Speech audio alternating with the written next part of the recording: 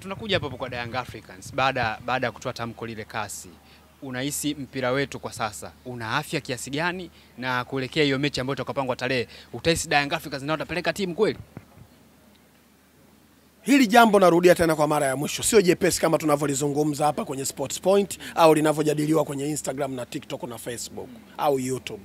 Ni jambo kubwa. Yanga hawatokubali kushindwa tena. Mara nyingi wanakubali busara ishike hiari. Mara nyingi wanakubali busara ishike hiari, lakini inakuwa sio hiari yao. Na kuuliza swali wewe, Mheshimiwa Rais wa Jamhuri ya Muungano wa Tanzania, Daktari Samia Suluhu Hassan, rais wetu, mama yetu mpendwa, alishauri tu amwachie Faisal akacheze. Yanga walifurahia kumwachia Faisal. Umenelewa? Ndio maana nikwambia wanakubali busara ikashike hiari, lakini sio hiari yao. Ingekuwa hiari yao wangemwacha kabla. Busara ni hiari, sio utaratibu. Wanakubali busara ishike hiari. Yani, say, you guys mmekulia wapi? Wazee wenu hawakuwafundisha hata hofu za Mungu. Busara ni hiari, sio utaratibu. Sisi tunayafanya mambo ya busara ndo yawe utaratibu. No way. Nani kupitia hili Yanga wajifunze na uongozi wake Harris, Mhandisi, Arafati na wengineo huko chini huko kina Alex Ngai na nani. Kaeni vizuri, tupate fundisho ili tu cement hii nafasi ya 4 tulionayo ya ligi bora barani Afrika. Tuicement mpaka huku kwenye haya mambo ya hiari na busara. Tunganganie vitu ili hivi vitu vikae sawa namna hii. Na hapa Simba yeye amekaa pembeni ya usiki. Hii ni vita ameibeba mwenyewe bodi ya ligi. Haimwachi mtu salama. Bodi ya ligi kwenye hili haitabaki salama kama watafuata utaratibu. Wakiiacha busara ikashike hiari, bodi ya ligi itakuwa salama. Hila na kuhakikishia uhai na afya ya ligi yetu hautakuwa salama. Yanga mkikubali busara ikashike hiari, yani nyinyi sio kwa hiari yenu ila mmeruhusu busara ishike hiari yenu, kwenye hili ligi yetu mtakuwa mmeishusha nyinyi bila kuelewa. Mimi nitakuwa wa kwanza kuendelea kuongea hii ligi inaendeshwa kwa busara, sio kwa utaratibu na kanuni. Naishia hapa. Umemtia hasara mdhamini wa ligi NBC Bank. NBC Bank umemtia hasara. Aliamini kwa ukubwa wa benki yake, kwa ukubwa wa ule mchezo ambao unaenda kutoa taswira ya ligi yetu, population ya watu ndani na nje ya mipaka ya nchi. Ufuatiliaji wake ulikuwa kwa 78% ya Watanzania walio ndani na nje ya mipaka ya Tanzania. Awareness yake ile watu kuiona NBC kwenye macho yao ingesaidia kwake yeye kibiashara. Anaamini katika watu waingiaji wa Benjamin tufanye wameingia watu 50,000. Angeandikisha watu 5,000 tu wateja wapya. Katika watu 50,000 Benjamin angepata wateja wapya 5,000 tu. Angepiga hatua, asingepiga hatua? Angepiga hatua kibiashara. Na wale waliopigiwa kelele kwa kuiona ile NBC kutwa nzima, angekuza brand yake na angekuza taasisi yake. Haya, huyo mwenye hiyo TV Azam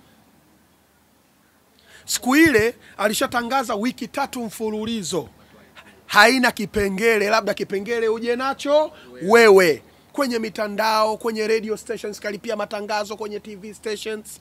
Huyu mtu kawekeza. Sasa bidhaa ile ligi ile ni bidhaa yake yeye kwa sababu ana control TV rights. Lakini yeye mteja wake hahusiani na mambo yako ya Simba na Yanga. Mimi naamini Azam utanipa burudani saa 1. Nalipia ya masaa 24 online Azam Max. Gharama yake analipa nani? Kesho ataaminika kibiashara.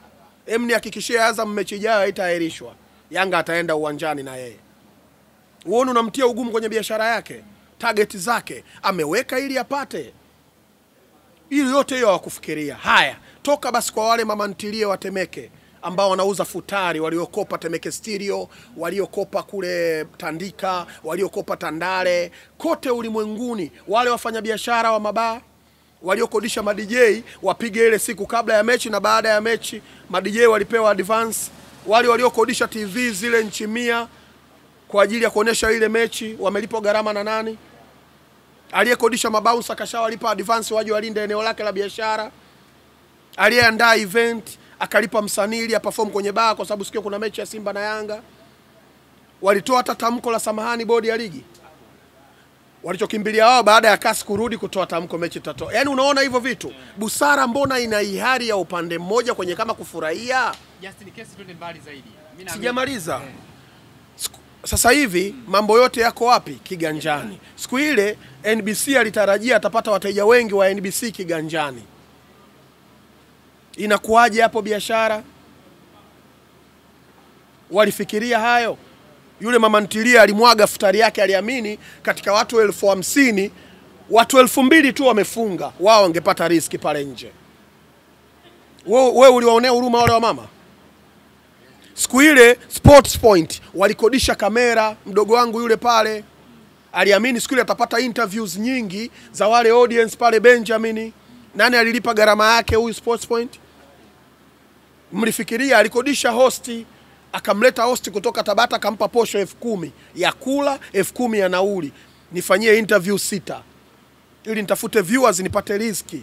Tumesema watu wajiajiri. Sasa nyinyi mmekaa ofisini mnaweka tu PDF, hamna mechi. Mliwafikiria hao waliojiajiri kwa gharama zao wanaoto anaenda kukopa 100,000 ya mtaji wa kukodisha kamera ili akarudishe siku ile, akipata wale viewers atalipwa dola 80, ataingiza 200,000, atarudisha gharama 100,000 faida. Very simple mathematics.